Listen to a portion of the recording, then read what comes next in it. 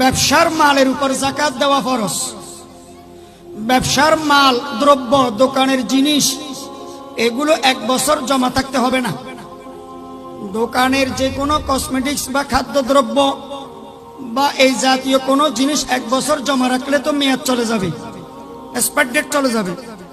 এই জন্য দোকানের মালের ক্ষেত্রে 1 বছর জমা থাকতেই হবে। একটা জিনিস, একটা দ্রব্য, মাল, এটা শর্ত নয়।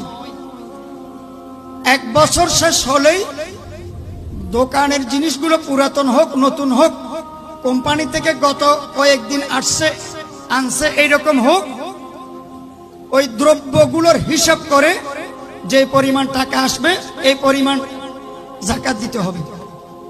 অর্থাৎ নেশাব পরিমাণ যদি দ্রব্যগুলোর মূল্য পৌঁছে যায় তাহলে দোকানের মালের উপরে যাকাত দিতে হবে। মালগুলোর টাকা